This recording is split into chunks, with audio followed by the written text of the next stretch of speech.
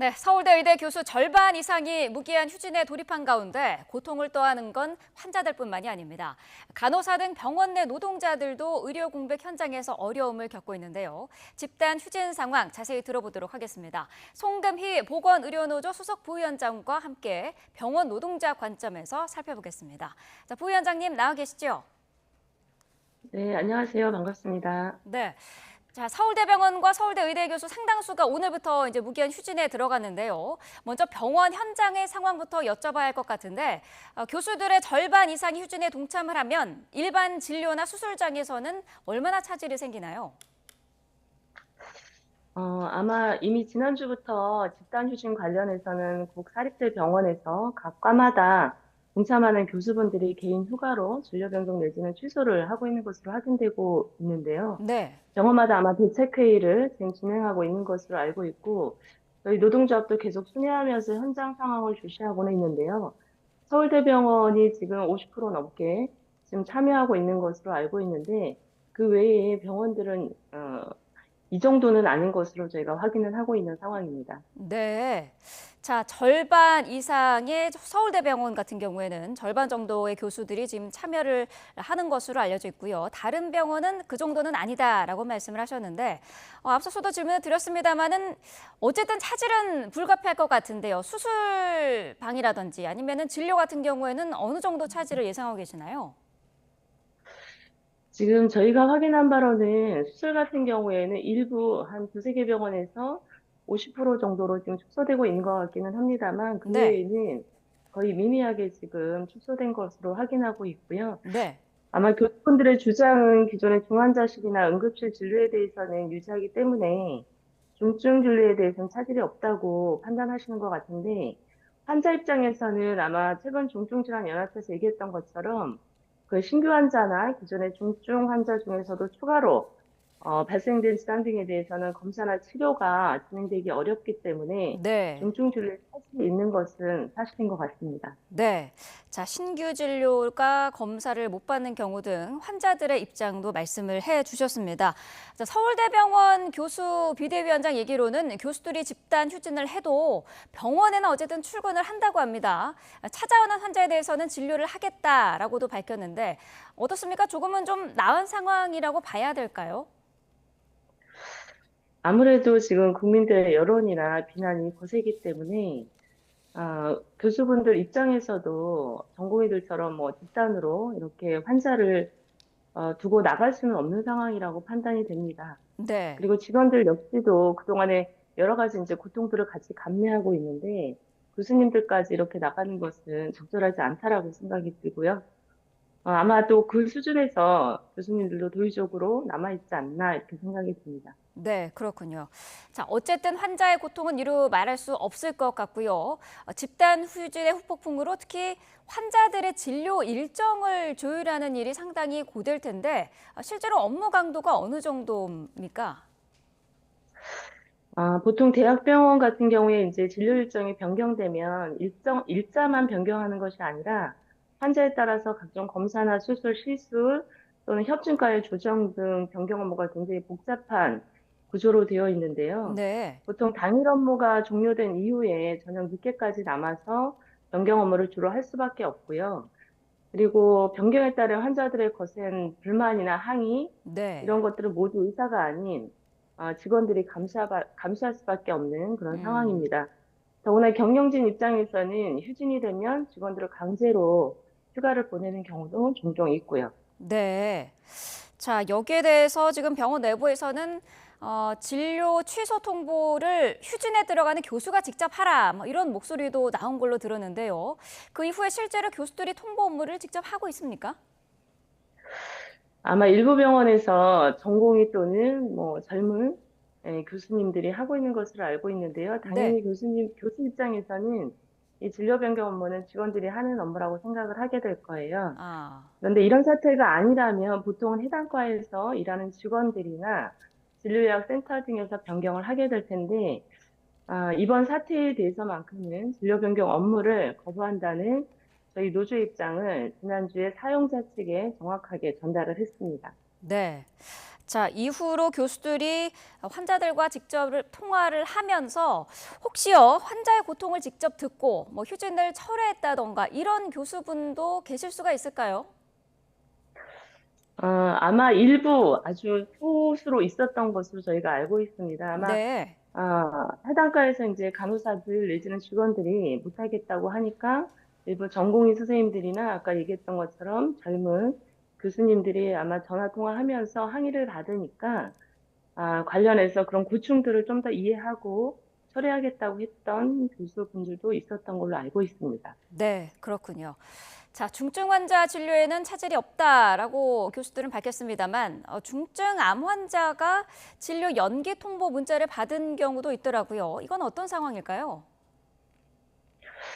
아마 당장 시급하게 치료가 되지 않아도 된다고 판단했던 일부 교수분들이 그렇게 했던 것 같은데요. 네. 환자 입장에서는 하루라도 빨리 치료를 받는 것을 원하기 때문에 이런 상황이 벌어지지 않았나 생각을 합니다. 네, 그렇군요. 자, 저런 문자 메시지를 받은 환자 같은 경우에는 가슴이 철렁했을 것 같습니다. 또 네. 하나의 문제가요. 진료 축소로 인해서 대형 병원의 이제 경제적인 타격이 꼽히는데 병원 노동자들의 처우가 이미 크게 열악해졌는데 이번 주에 이어지는 이런 집단 휴진이 이 부분에도 상당히 영향을 미칠 것 같거든요. 어떻게 보시나요? 네, 그동안에도 언론에 수차례 보도됐던 것처럼, 전공의들이 집단으로 사직하고 나가면서 병상 가동률이 50%대로 내려갔고, 또 병동 가동률이 떨어지니까 병동이 통폐합되는 사례가 굉장히 많아졌고요. 네. 그러면서 무분별한 직원들의 인사 이동이 이루어지고, 또 무급 휴가라던가 휴직, 그리고 강제 연차 사용이라던가 임금 삭감 또는 체불, 심지어는 지금 구조조정 이야기까지 나오고 있고요. 아하. 기존에 있던 부서 운영비나 내지는 노사 합의로 시행되던 각종 복지도 축소해서 운영하는 것으로 확인되고 있습니다. 이번 사태로 인해서 업무량은 상당히 많아지는데 거기에 대한 처우는 더 열악해지는 그런 상황이군요. 네, 그렇게 보시면 될 것 같습니다. 네. 자, 최근에는 의료 현장 실태를 또 조사를 하셨는데요. 전공의 이탈 이후로 대형 병원을 중심으로 불법 진료 사례가 두드러지고 있다고요. 네, 저희 보건의료노조가 4월 24일부터 한 달 동안 실태 조사를 저희 산하의 113개 의료기관을 대상으로 실시를 했는데요. 네. 여전히 62.3%가 의사 대신 대리 처방을 하고 있고, 또 59%가 의사 대신 동의서를 받는 것으로 확인돼서 여전히 심각한 상황이고 더 확대되고 있다고 보시면 될 것 같습니다. 자, 지금 저희가 그래픽으로 의료기관 현장 실태 조사하신 그 결과를 보여드리고 있는데 이런 부분이 왜 문제가 되는 건지도 설명을 좀 해주시면 좋을 것 같아요.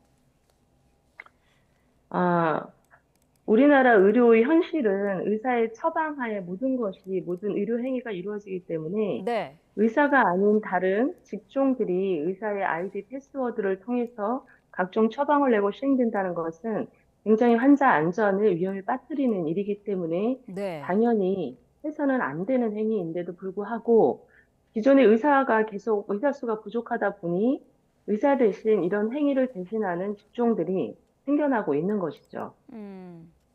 굉장히 위험한 행위라고 생각을 합니다. 네, 이런 부분들이 나중에 법적으로도 문제가 될 가능성이 있을까요?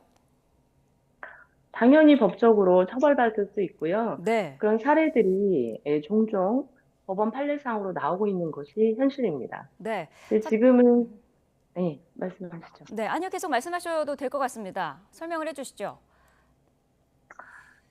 저희 노조가 수년 전부터 이런 대리 처방, 그리고 아이디 패스를 통해서 이런 불법 무면허 의료 행위에 대해서도 굉장히 이제는 바뀌어야 된다라는 그런 캠페인부터 시작해서 많은 네. 부분들을 정부에 요청을 했는데도 불구하고 여전히 병원 현장은 의사가 부족하기 때문에 그 의사 행위를 대신하는 불법적 요소들을 많이 갖고 있거든요. 네. 그래서 저희 이번 의대 증원 관련해서 당연히 의사 수가 절대적으로 부족한 의사 수가 확대돼야 된다라고 하는 것에 동의하는데 네. 지금 우리 전공의를 포함해서 그 의협에서 주장하는 것들이 맞는가 하는 그런 의문이 굉장히 많습니다. 음.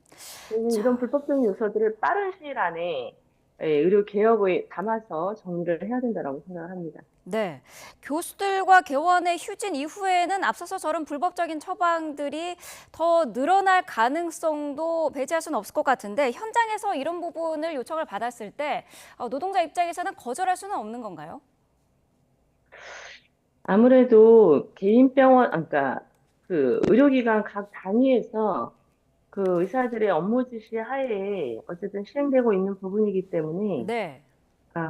이것이 아무리 불법적인 요소를 띈다고 하더라도 관계상 어쩔 수 없이 하는 경우가 굉장히 많았고요. 음, 그리고 저희가 확인한 바로는 이런 것들을 거부했을 때 나타나는 여러 가지 인사적인 불이익 조치들이 있었기 때문에 네. 거부할 수 없는 상황들이 있었던 것으로 알고 있습니다. 그렇군요. 자, 환자의 치료 상황이라든지 어떤 현장의 분위기상 거절할 수 없는 그런 입장이신 것 같습니다.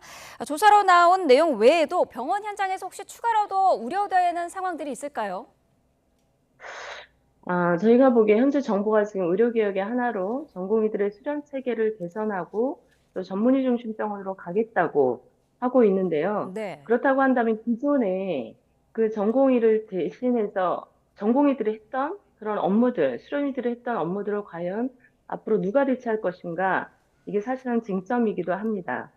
현재 복지부에서 시범 사업으로 하고 있는 우리 간호사 업무 관련 시범 사업의 내용 중에 상당히 많은 부분들이 수련이들이 해야 될 업무라서 시작부터 우려가 많았는데요. 네. 현장에서는 이 내용이 그대로 적용되어서는 안 된다는 것이 대체적인 의견이고 이 부분에 있어서만큼은 절대로 무면허 불법의료 행위를 이제는 계속 시행해서는 안 된다는 것들이 있기 때문에 의료개혁에 이것들이 반영이 돼야 된다.